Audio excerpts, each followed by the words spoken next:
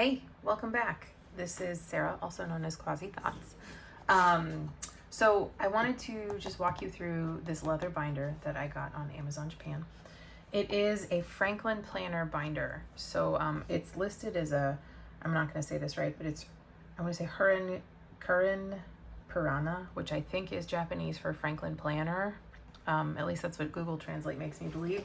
And it is called the Morgan binder. I paid $168 for this. There was $15 of shipping. I did get a couple other things, so I don't know if it brought the shipping price up a little bit. I want to say shipping normally runs about $10. It is currently sold out in this color, which is called natural brown. They do have it in black, and I think it would look really pretty in black as well. And it came totally smooth. I have an unboxing that I'll show right now. So my unboxing footage disappeared. That didn't work. So we're just gonna move right into it here. I do wanna say that all of these wrinkles, can you see all these beautiful wrinkles here? They were not here when I first got it. I rolled the planner. It has not really changed in color much at all. So you can kind of see from here to here, it's the same color, but this will patina. It's an uncured natural leather to the best of my knowledge. So it should age and patina and whatnot. This is incredibly well made. Like the stitching, it feels very secure and very, it has substance to it. Does that make sense? Like I have had some Gillios and I have got like a Malden and what like that. The leather feels less substantial in both of those planners. This is like, you know, solid leather. I feel like I could put this anywhere. It would take a beating.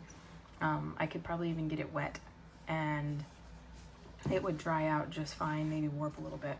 So really quick, I want to run you through the layout. So you get 4 card slots right here. This last card slot, I think, is meant to be for your ID. So you would slide your ID in here and then you could flip it up to show whomever you needed to that it was your ID. I do think that it let's see if I can find one really quick. I think for deco purposes, it gets like super cute with an ollie clip or something like that right in there. And then you could, you know, ollie clip a die cut in place or whatnot. Do I need to have this in a planner? No. So that's, and then this is a full pocket here, right? And I don't know if I can show you, but in here, I can't really see what you're seeing because the way my camera is set up, but you can feel how they attached this strap in here, but it's very well finished. It just feels like a soft piece of leather covering up how this was attached. So it has a 6-ring configuration. This will fit both Franklin Compact and obviously Personal, since Personal is smaller than Franklin Compact. Just for illustrative purposes, it is gonna go like flush to the edge. I don't know if you can see. So with the tabs all the way out on the rings, it's not like you're not gonna have a lot of space, okay, left over. But this has the most ingenious pen loop I have come across yet in a planner, and we'll get to that in a minute. So this side has a full-length secretarial pocket. I can't, like, it's got this ribbon lining. This feels much higher quality than like the Moterm linings, but different than the Giglio linings. However, this does go like it's open, okay? So all of these pockets are open in there.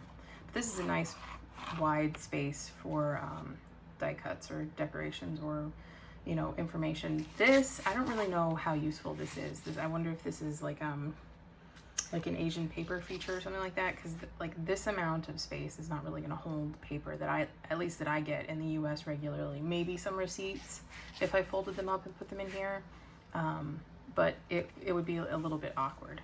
So there's that. And then I think I showed you this is a full-length secretarial pocket. So the cool thing about this pen loop that I want to get into is that it expands, okay? So it doesn't look like it wants to stay out, right? But it's really easy to do with different size pins. So I have like a little coletto here, and it'll just expand to fit the coletto, no problem, right? I have, you know, a little tiny decorative pen right? It will shrink to fit the decorative pen, no problem. Okay, I got interrupted for a telemarketer call. That made my day. I also want to show you with like a TWSBI here, right? So this is a TWSBI Echo.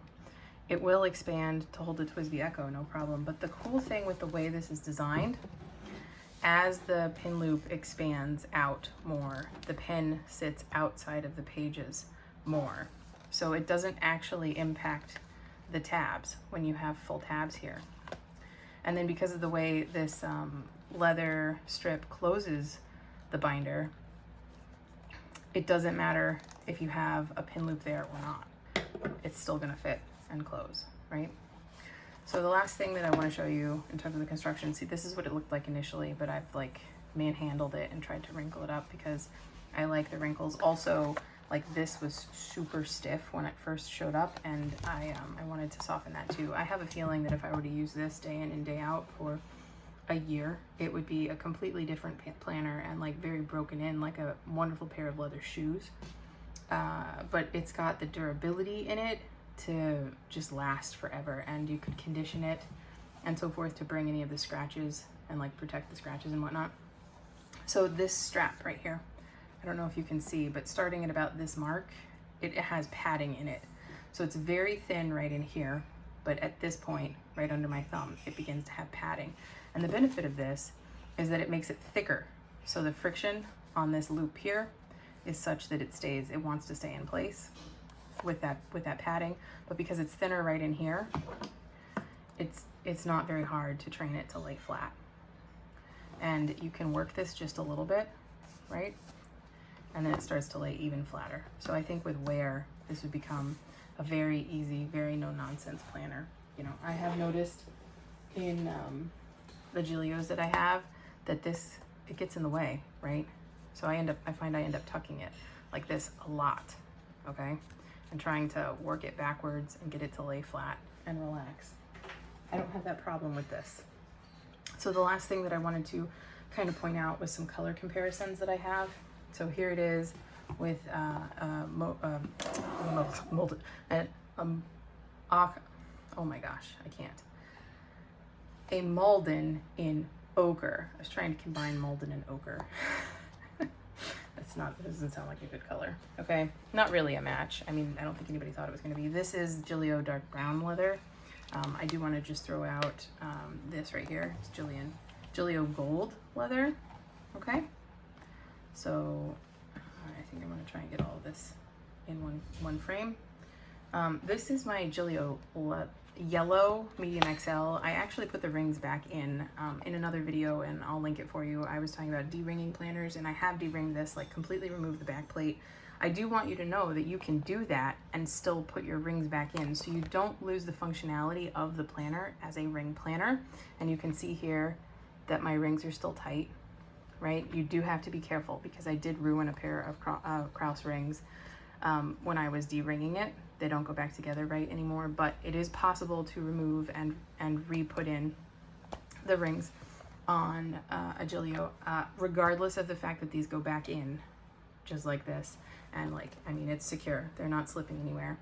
The back plate is no longer glued in, and because I took it out once, it voids the warranty. So just keep that in mind. But I did want to compare to this color to the Gilio yellow because I had it on hand.